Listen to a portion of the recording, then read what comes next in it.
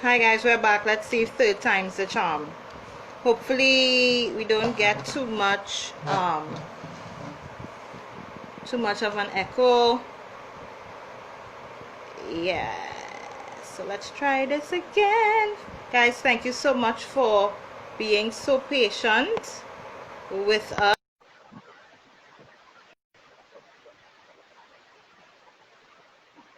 Just letting Toni come on here. Thank you so much. We are back. Check, check, 1, 2. Sounding good. Sounding good? Okay.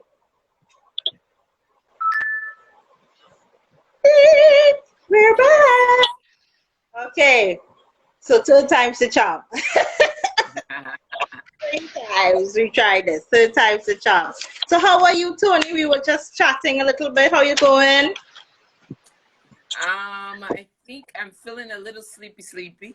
And although I slept 8 hours and just moving through this crisis, we're surviving. Yeah. I know that even all the way in Trinidad and Tobago, because it's all of us. It's not one, it's us all. So I am over here standing with you. You are my sister. And know that all of us all over the world stand with you guys. Yeah? Right. Give thanks. Yes. My husband watches the videos. I can't even watch them because I just right. I don't understand. It just gets to a part of my spirit, and I'm like, so he tells me what happens, what's going on. Yeah.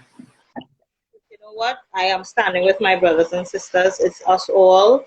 I have had my own experiences with being of this color. Right. So, we are here with you, and all of my friends and colleagues and all of us, we are standing with you guys because something needs to happen. It needs to. We can no longer continue to be silent. Right. Yes. All right. So guys, so let us get into the crux of this conversation. So on people on Toni's side, and I'm always reintroducing myself. My name is Shan Young, and I'm the founder and CEO of SIEL Environmental Services Limited, SIEL TT on Instagram, and I run a social enterprise based right here in the beautiful island of Trinidad and Tobago. And I wanted to have this conversation with Toni. First of all, 2 things. 1, meeting Toni was on my list of goals for 2020. I'm just telling you all that. Yes, it was. For real. It's on my wall. I Toni Blackman as the first thing on my goals for 2020. So we have not met each other in person, but we have met virtually. So goal crushed. 2, I wanted to have this conversation with Toni because I'm a huge fan of what you do. I used to be a member of an all-girls hip-hop dancing back in the day. I say back in the day now because I don't know those moves anymore. But I am really, truly fascinated by and inspired by the work that you do, Toni. And Toni is also an Echoing Green Fellow, and my friends know I always have a story, and my story is I applied and I didn't get in. But the beautiful part of that is that I got to meet Toni. Yes. So I wanted to have this conversation as well because social entrepreneurship in its main form isn't something that is recognized here in Trinidad and Tobago as an official thing. It's recognized unofficially, quietly, but not in the larger sense. And I know a lot of people who are, as I call them, closet social entrepreneurs. They're just peeking, they're waiting, they're like turtles, just peeking their heads out. But I tell people I am very brave. I did not want to let any barriers get in the way of me starting SIL, so I just started with whatever I had, wherever I had it.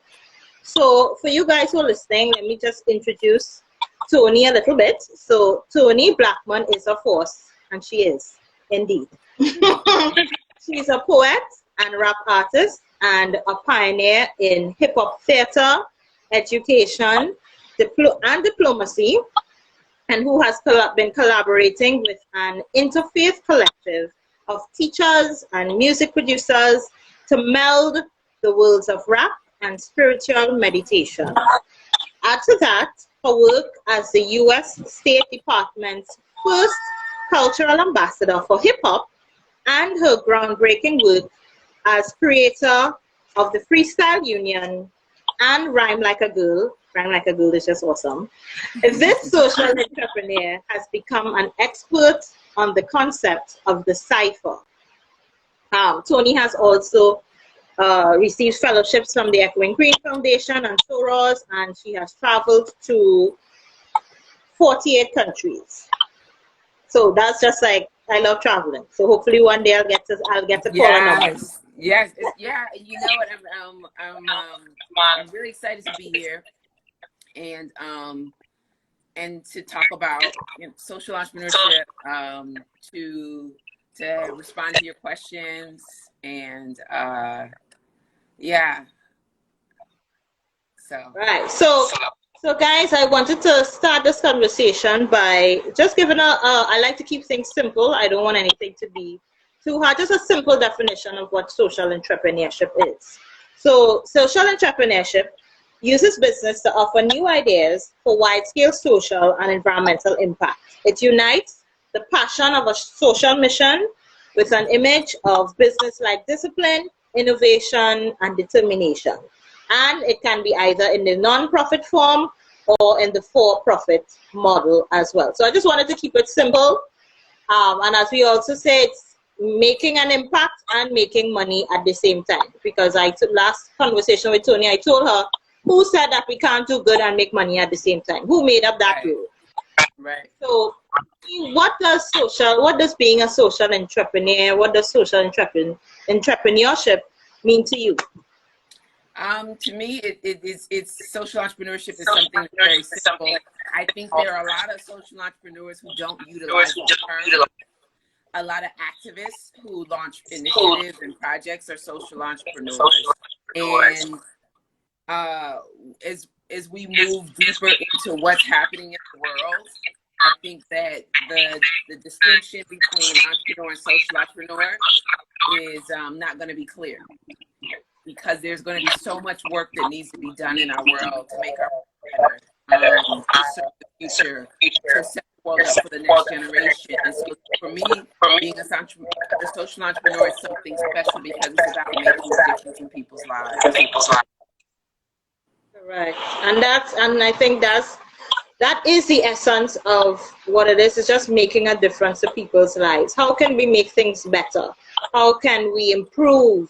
How can we fix things that may have been there 30 years and nobody decided to even give it a second look, because that's the way it's been done for 30 years. So why change it, right? And then here we come along, wanting to revolutionize things. And I put up a post on my page as well that social entrepreneurship is not just about giving a fish or teaching to fish, but revolutionizing the fishing industry. Yes. So here we are revolutionizing our individual industries. To me, it's waste management and really getting people to just look at waste differently, because we don't have a lot of things are voluntary. We don't have a lot of strict laws. So just encouraging people to make a difference in their lives that will overall impact the environment in a positive way. And you just getting, young girls to give their voice a sound through hip hop, through Rhyme Like a Girl. I have actually wanted to. I don't think, maybe you can teach me, Toni. I really don't think I can rap. I really don't think so. So maybe you and I will have a session where you're teaching me how to rap. You can spit some bars. You can spit some bars. because I love spoken word as well. And, because I like using so many different ways of reaching people, video, audio, I'm like, I want to do a spoken word piece on what I do. Yeah. And just to encourage people. So you and I will talk about that after this.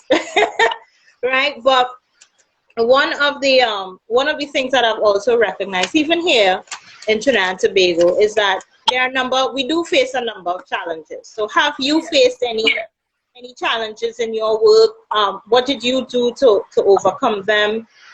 So what has been your experience? I think one of the bigger challenges that comes up for a social entrepreneur here is the challenges that face Black women in general. Being able to get support, being able to have people who are the decision makers understand your concept and idea, the expectation that you have to over-explain yourself and that you have to make your concept palatable for them, where I've had a hip-hop endeavor with young people and this big company potential sponsor who I had consulted with for months then told me that the music was too hard. And so they said they wanted diversity, but they didn't really want diversity. When they said, could you bring some women MCs who are Latina, who are Southeast Asian? And so I brought the Dominican and Puerto Rican young women, but they were too brown for them. Their hair wasn't wavy enough. It was too curly. I brought the Filipino artist, and she was too dark. She didn't look Asian enough in these spaces. And then I have these, they want to do something global. I got global for you. And my global is across the African continent. So here's my global. But because there weren't, German artists and Norwegian, then all of a sudden it's not global enough. And so for me, where I'm at right now, that's like a challenge with the work in terms of getting it funded, getting it supported. Also, the idea that my work is not social justice-y enough, as if it is not revolutionary to take the mind of an artist who is spitting about murder and mayhem and providing them with the tools to spit substance and social consciousness, as if that's not revolutionary enough. And so I'm just now finding the words to be able to say that. Peace, Ali. We have another artist activist watching right now. And so it's just challenge. That's like one of my biggest challenges. Because I know that the foundation of that work is important, because there's deprogramming that has to take place. And then once we deprogram, once we take something away, we have to then fill the space with new skills, new ways of thinking, new technique. And then the artist can be empowered to, raise the flag or be more active. Yeah, and it's amazing that, even over here, I just right before I came on, I read an article showing, that one, social entrepreneurs, and the majority of them are male.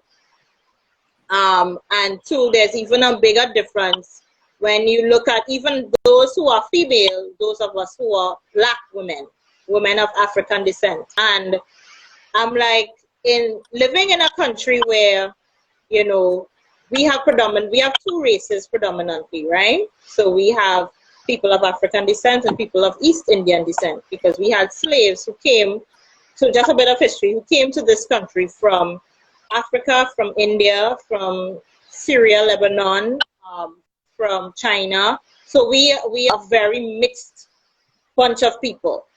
And I have had to, as you see when you said over-explain yourself, I'm listening, I'm like, I have had to do that so many times. Yeah.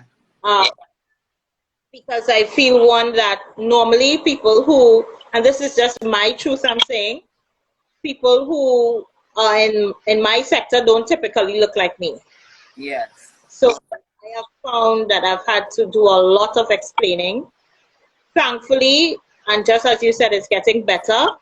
And I've had people who just, I mean, what they can't deny is the passion. They can't deny the passion. I had a meeting right before us, and they're like, Shan, you are all of these things, because I always say I have all these crazy ideas. It's like, but I'm telling you, you're going to do them, because I cannot deny how passionate you are about what you're doing, how deeply you feel about the reason this is important now, and why people need to start making the difference now.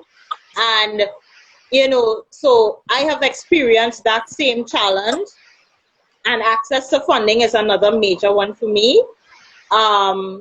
Because I'm registered in the for-profit sense, the only things I can get is loans.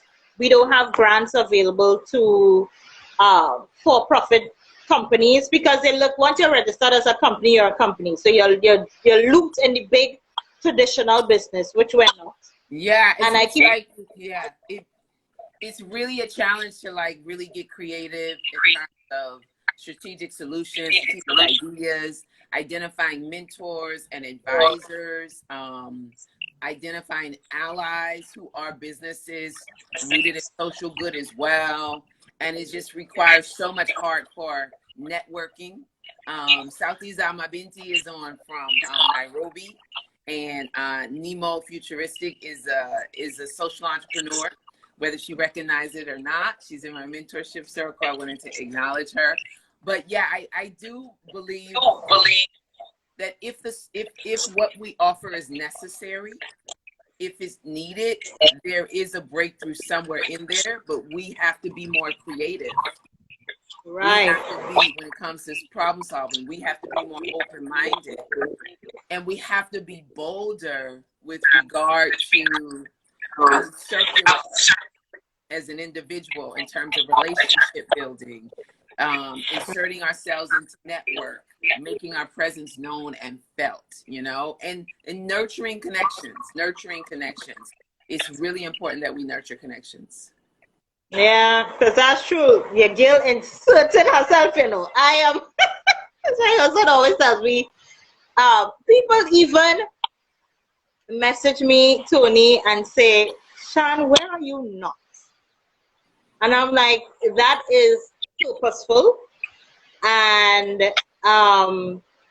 it is just, about me, as you say, growing my networks, tapping into those networks. I was actually quite afraid to tap into my network, because I told myself I could do this all by myself. No, I don't need anybody.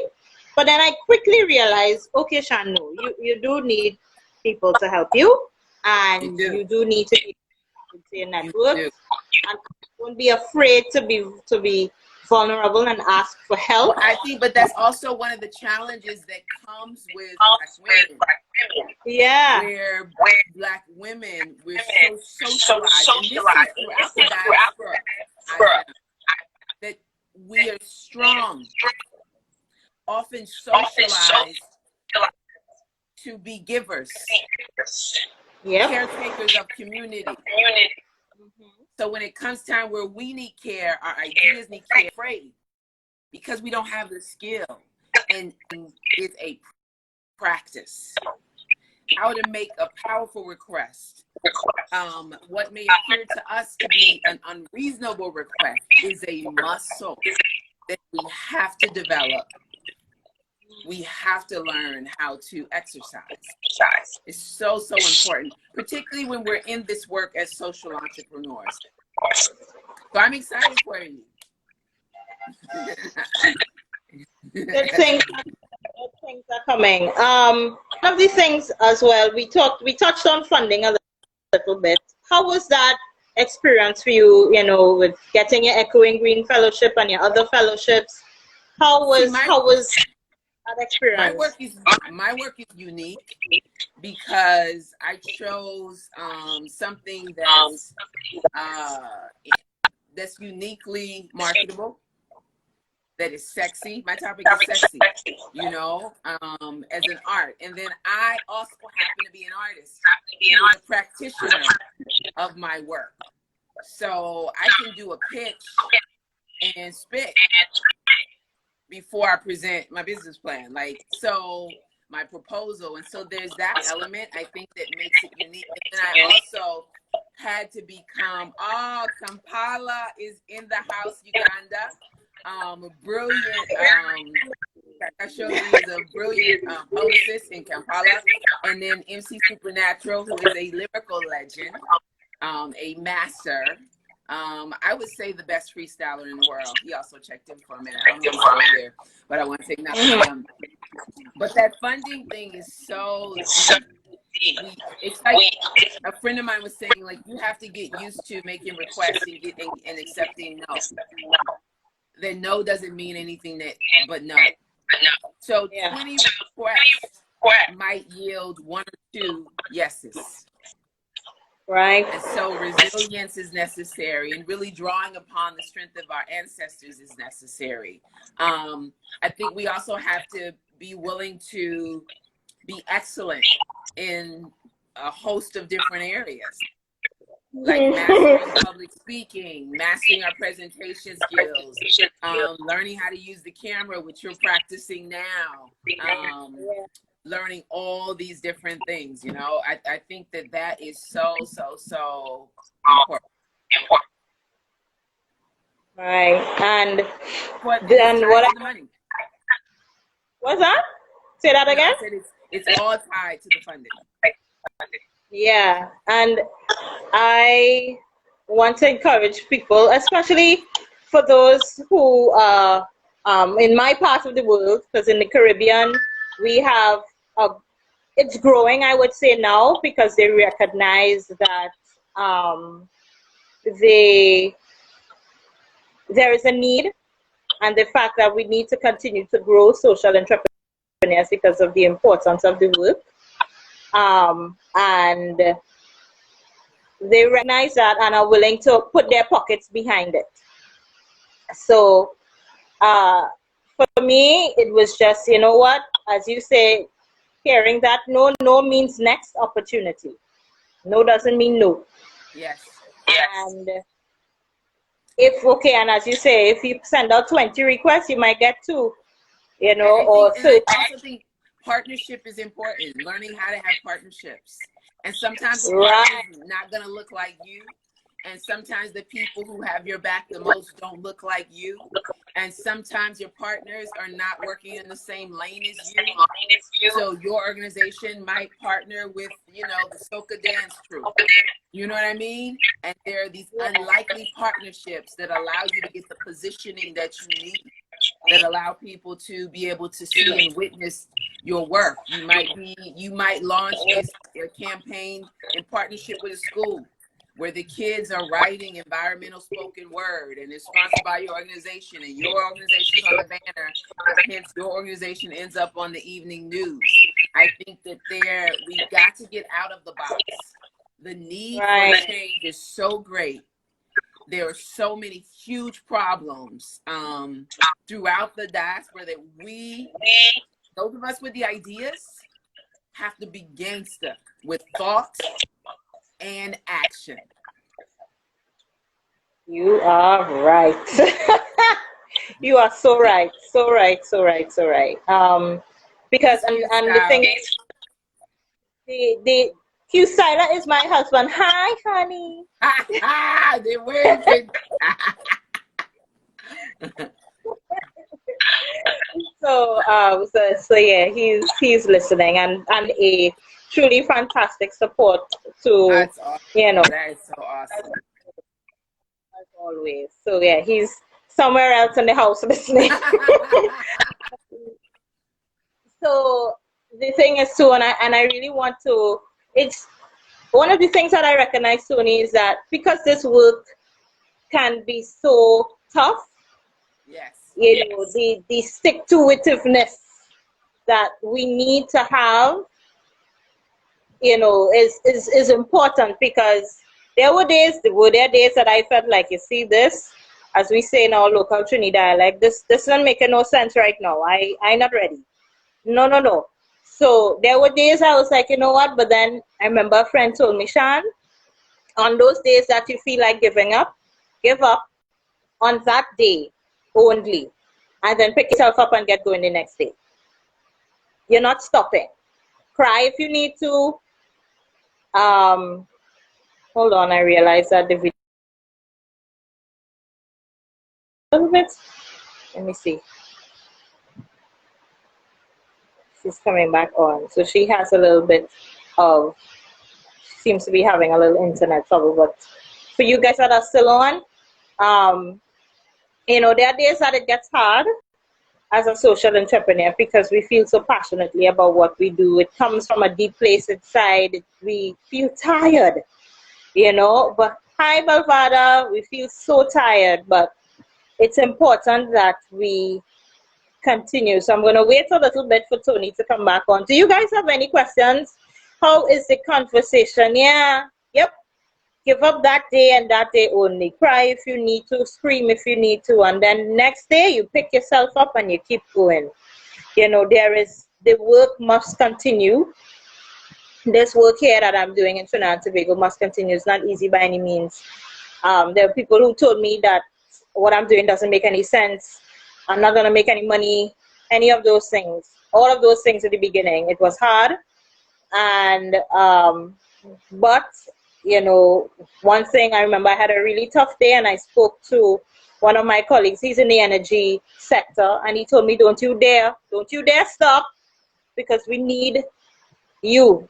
We need your vibe, your verve, your energy, your passion to really get this. Waste is a big deal in the Caribbean, and no one entity can do it by themselves. And we need innovation. We need different voices to really and truly get the work done.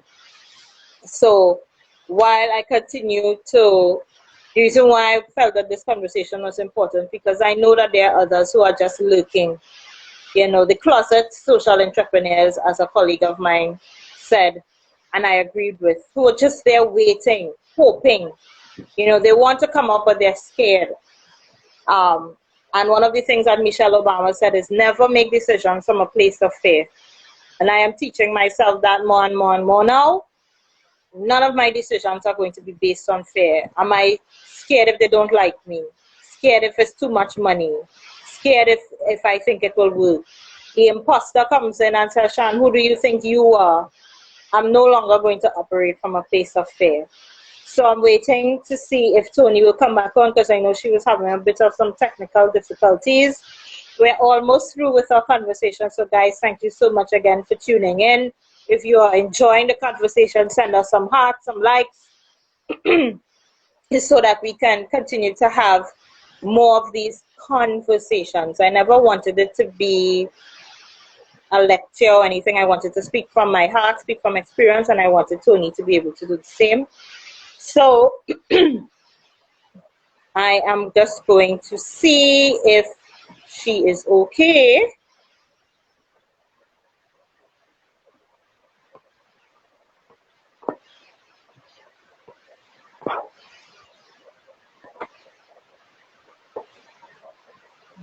Thank you so much. No problem. I love having the opportunity to share. I love just giving my experience. Somebody told me the other day, she's like, Shan, you have so many stories. I think you need to write a book.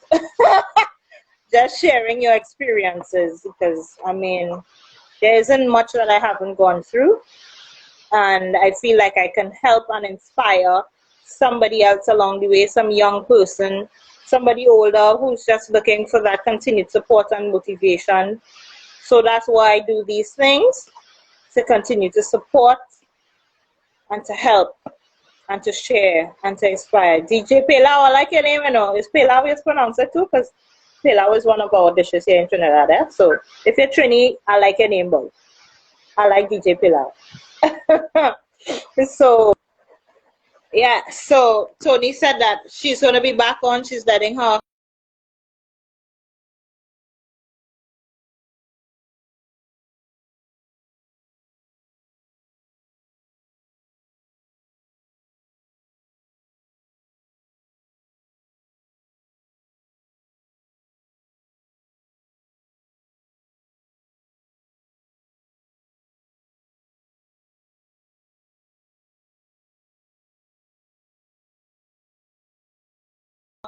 phone got really heated. So she's just letting it cool down a bit and she will be back on. But one of the other things that I wanted to talk about in terms of social entrepreneurship while Toni gets her stuff sorted out is the fact that it can be in both forms. It can be in the non-profit model and it can be in the for-profit model. And not because we're registered as for-profit businesses means that we no longer have a mission. One of the things that Toni said I was going to add before she started having her difficulties is that she mentioned the word partnerships. We have a fund called the Green Fund that is available for non-profit organizations, but because SIL is registered as a for-profit business, I cannot access. However, the work covered under the fund is what we do fits directly into, right.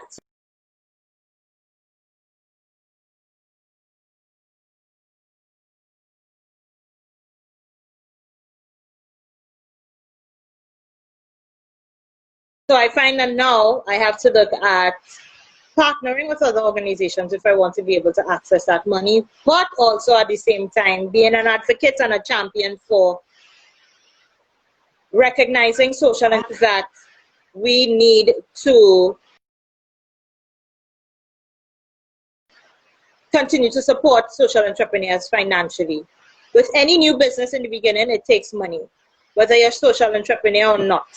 And the fact that we are so passionate about the mission that the money tends to come second means that we also do need support, just like any other business. Any business owner will tell you, who gave me money in the beginning? The friends and family fund. We all need support. We are no different. I think there is a myth or a perception rather that because we're registered as a for-profit company that all of a sudden we're rolling in the dough. That's not true. You know, with any business, it takes time. Whether it's social entrepreneurship, traditional, solopreneur, whatever it is, it takes time. And we all need support. So as I continue to advocate for the for-profit model of social entrepreneurship, especially to be included in discussions and conversations and funding opportunities, I also want to continue to encourage people to become social entrepreneurs because it is where it's at. I'm just saying. So Toni is back with us. I'm just waiting for her to come back on. Hello, you are back. I had my phone overheated. I guess it's summertime. Yes. Mm-hmm. So one of the things so I was just talking to the people who are still on the live about a little bit about what my journey has been like and the fact that I continue to, and advocate for social entrepreneurs, to inspire, to, to encourage, hi Rachel, to encourage people to, to join us because, we are where it's at. We're the goodies. We're the goodies. So, so one of the other things, Toni, is how did you, all right, so let me rephrase it then. I have found in my own experience, and I like to leave my own experiences, that in the beginning when I started this journey, I was in a lot of traditional business things. I even hired business coaches, right? Because I came from the into entrepreneurship. So with everything,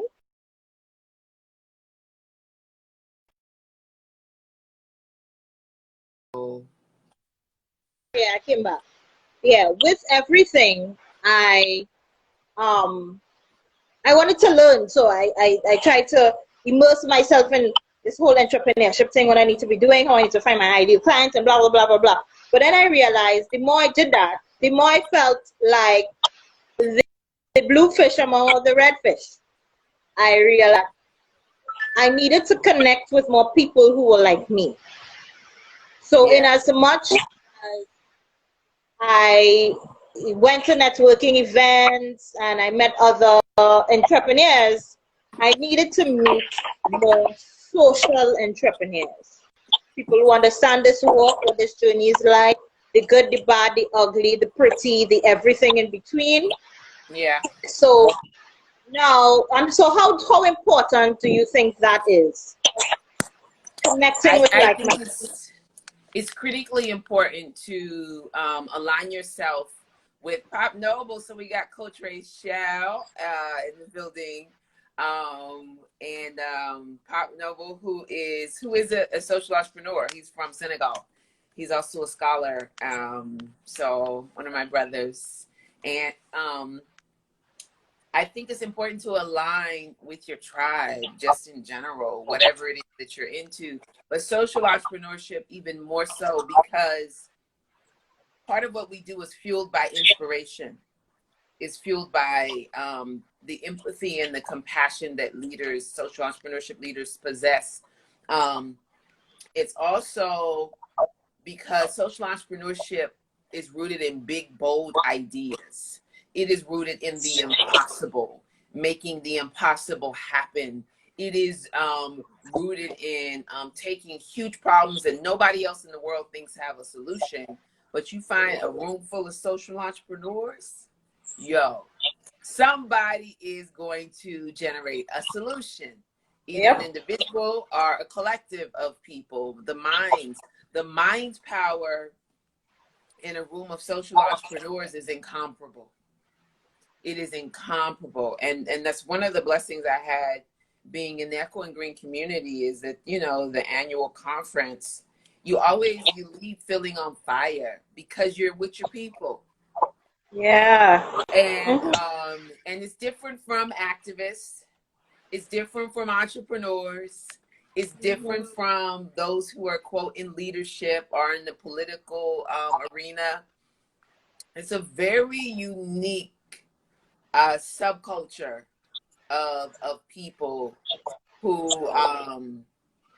think in a particular way, but the thought is rooted in feeling, and unapologetically so. And that's why I think it's critically important to immerse yourself in communities of social entrepreneurs. Yes. Yeah. I think that's critical. So now that so that's what I find myself doing now. As much as, I have really cool friends who are entrepreneurs, and I really appreciate them because they teach me a lot of stuff. I need to I have to be around my tribe. I have to be around those people who just get it, Yes. and just feed off, because, feed off each other's energy, each other's vibe, Yes. and just because I 100%, that's why I said hopefully, I know the corona has has really changed things, but I want to one day be able to just be in a room, or not just a room, but a space, or whether it's virtual or otherwise, with a bunch of social entrepreneurs. And because I feel it's almost like, I feel like I'm craving it, for lack of because I'm around just, my regular friends who are entrepreneurs. It's like I'm craving just being around a bunch of social entrepreneurs, maybe it might give me an idea to just start gathering us all together then, because I'm sure if I feel like this, there's somebody else who feels the same way. But definitely, just having us in a space where we can feed off each other, we can help each other, we can, but I also think it's important for you to, you're in Trinidad, right? It's important for you to plug into communities. Oh wait, Diamond D just really quick. I have to acknowledge him. He's one of the best music producers. I was gonna say hip hop producers, but one of the best music producers in the world. And he himself is an artist and a hip hop head who then stepped into hip hop diplomacy, and he added social entrepreneur, to his resume as well. I think there's a whole world of us that are doing great work, and he's going to be going to Haiti to do the work. Okay. I think it's 2021. And so what I'm saying, what you're doing in Trinidad, I think that is really, you have to be really careful, particularly as a Black woman, in starting new things and starting these other initiatives while Yeah. you're building your thing. And I Right. do think that there are communities of social entrepreneurs, there are organizations that, because of COVID-19, are rethinking how they gather. And Mm-hmm.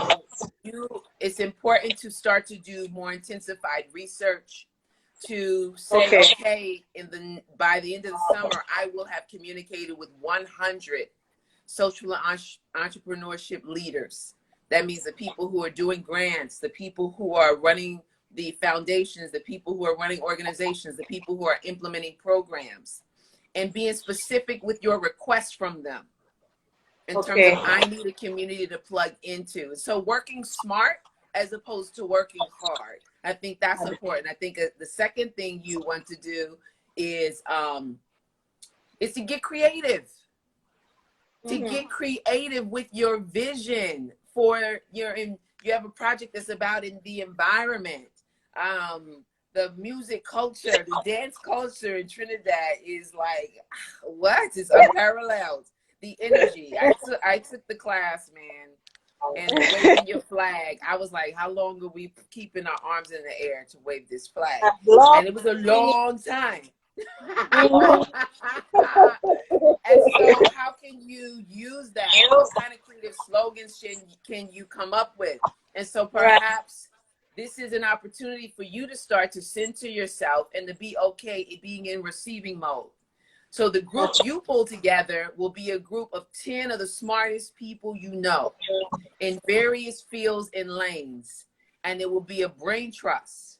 You identify one problem or two problems. You identify someone to be a moderator, someone to be a note taker. And then that hour on the phone is a brain trust, a focus group just for you. And you know that it's okay for the focus to be just you. And this is something I say to my people over and over again. I'm starting, this will be my ministry, because I suffered from this for so many decades of not knowing how to receive and ask for what I need. That's what you need right now, right? And so I tell you, it's a process I learned in the Echo and Green community, the brain trust process. And maybe that is, I think that would, not maybe, that's where step one is. That is what step one is. Positioning yourself so the people in your life and in the world, people that you know and don't know that you are seeking to be contributed to and uplifted. It doesn't have to be financial. There may be ideas, there may be insights, there may be advisement. And I think something powerful can come out of it. Something very powerful. And there are people who would love to do that right now. I've got 3 business advisors right now. One is a strategic business coach in Portugal. The other is a brother who is an MBA, who ran a label in South Africa, who was a television executive for like 5 Southern African nations, who studied marketing, has written for TV, and he makes time every week to respond to my business inquiry. The other business advisor is a venture capitalist who worked with Sony Records, who worked with American Express, who worked with Queen Latifah's company. And all 3 of these people pour into me. And the reason why it's occurring right now is because I am open and receptive. Because I know this is what I need. And my biggest test, I have 3 mentees. I have several artists. I'm mentoring way too many people right now. But I went to 3 different ones to ask for help. One is a school teacher, and she's very smart and very heady. And I needed help with a lesson plan. She gave me vision and ideas. We're on the phone 45 minutes. And so, maybe the last 14 years, it was me, pouring into her. And now she is giving back. But she's only able to do that because I allow her to. Okay. And so this is a time for like spiritual growth. and surrender. This is the time for letting go. Yeah. And being willing to, while we're going to do social change out there, we have to do social change in here. So that's my sermon for today. Yes. Yes. But I do agree that I needed to hear it, because one of the things that I have learned is that you can't pour from an empty cup. And as much as I pour, my cup isn't being filled as fast as I'm pouring out. And I need to, so I really would take that idea. I would just gather a bunch of 10 people who I really admire. I can share a structure with you, format with you. Yes, that would be great. Thank you. Yeah, So that really, yeah, because as I take this time to build Shan, build me, you know, that's important, because I know I've done a lot of pouring. I've done a lot. I continue to do it because I just feel so strongly about helping others, but I also need to be poured into. And as you said, it's okay for the focus just be on me. Yes. Yes, okay. yes. So make sure when you end, you save these before, when you end this, do you save it? Yeah. Okay.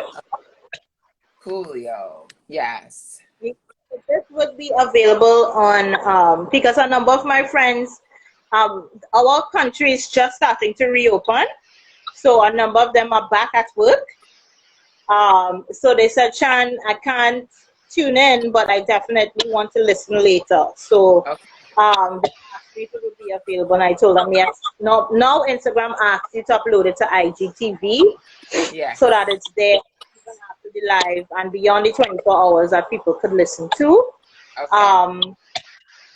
So a number of the people who wanted to listen to, they couldn't because they're at work right now, actually.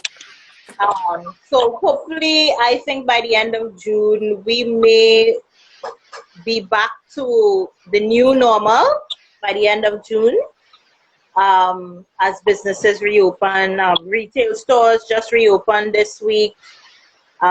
Schools are still closed though. The little ones are still at home. Because I am also a mother of 3. I have a teenage son, he's 15. I have a daughter, she's 6. And I have another young son, he's 5. So they are all at home. And I actually will have to continue to work from home while they are at home, while my husband goes back out to work. And then whenever we need to switch, we switch accordingly. But yeah, so the last questions before we wrap up is social entrepreneurship and youth. I wanted to talk about that because I know you work a lot with, oh, she froze. You're with me, sir? Toni, are you there? Yeah, so one of the things that if you're hearing me, Toni, one of the things that I wanted to ask about was social entrepreneurship and youth. I know you work with a lot of people, a lot of young people, and I do some work with young people as well, about encouraging them to look at social entrepreneurship as something that they should be doing. You know, what advice would you have for young people wanting to become social?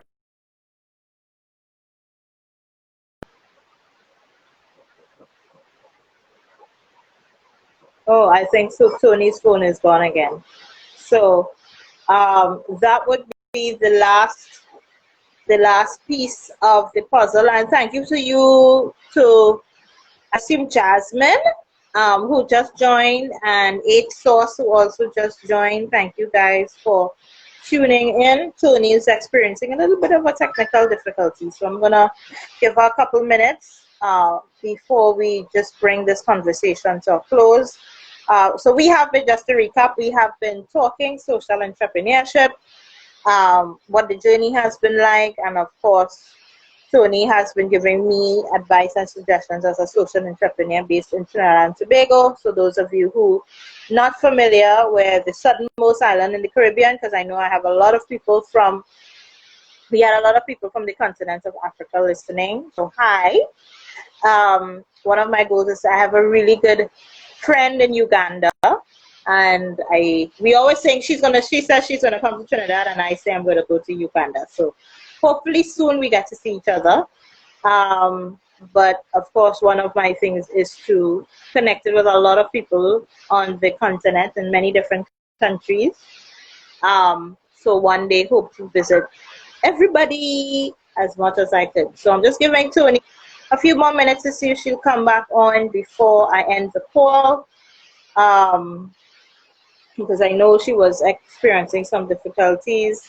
So, hi Diamond TT, Sadio 989, Just Jasmine, and 8 Source, we just all joined.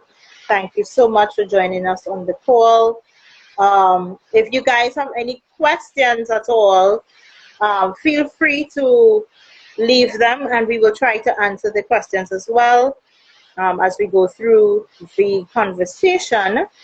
So, I'm going to, so I wanted Toni to answer this question, but I also want to encourage young people to look at social entrepreneurship as something that you can do.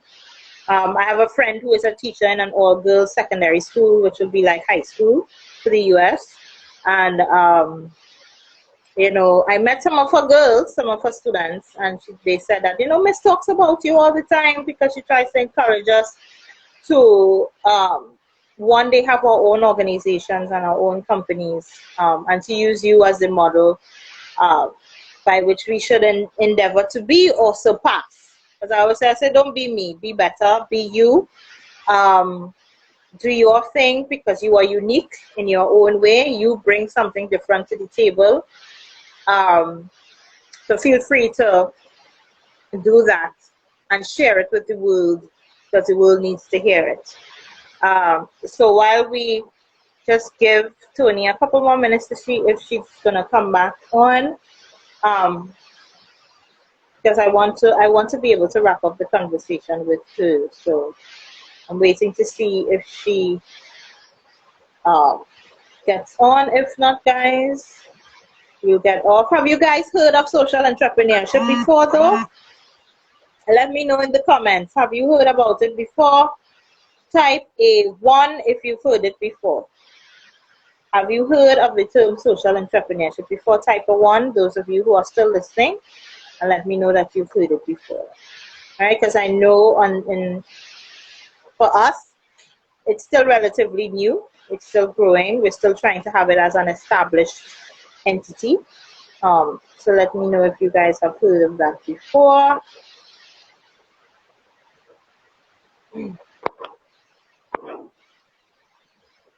Yeah. So let me see here. I'm trying to.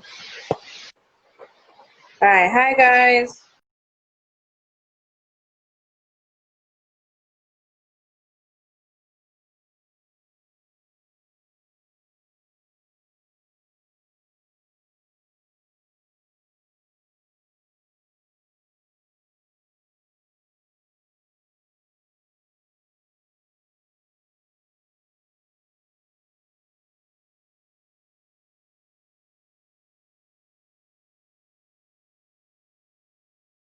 Yes, we pause. I just paused a little bit to check in on Toni. I'm giving her a couple minutes to rejoin the conversation. So those of you who may have just been tuning in, I just want to thank you so much for joining us on the call. We are about finished. We're talking social entrepreneurship and everything in between. So while we wait, I just want to see if she is okay. If not, guys, we'll have to wrap it up. So giving her exactly 2 minutes. See if she can come on. Any questions, guys? I'm here. Ask away. If you have heard of social entrepreneurship before, if you're interested in becoming a social entrepreneur, you want to know what it's all about, especially if you are in the Caribbean or in Trinidad and Tobago, let me know. If not, guys, I will have to wrap up this conversation. So, thank you so much. It's been an awesome journey so far. I will definitely be taking Toni's advice to heart. I'm so happy that I connected with her. And as my husband said, meeting Toni was on my list of to-do things. I'll probably share a picture in my IG stories on my wall of because I normally write my goals down and stick them on my wall where I can see them. And I'm going to put it in my IG story so you all know that it's the truth. Meeting Toni was on my list of things because I'm just inspired by her. I am encouraged by her and by what she does and how she's been able to be so creative. She's really stretching my creative muscles. And I'm going to be asking her to teach me how she says how to spit. I'm going to be asking her to teach me how to do that. It's just my other way of being creative. I am going to do it. I'm going to do it, right? Because I'm a finalist in a competition that's coming up. I don't want to share too many details because it's still in the works, and I don't know if we have permission to share live in public domain. But I am a finalist in a funding competition, and I'm going to be taking her advice. So I hope you guys tune in, and I'm going to be sharing that information soon. So guys, thank you so much for joining us. Thank you so much, Toni, for being a part of the conversation as we continue to share and spread the word about social entrepreneurship. So no matter wherever you in the world you are, remember this: 99 is not 100, just one can make the difference. So thank you guys. See you soon. Have a good one. Bye-bye.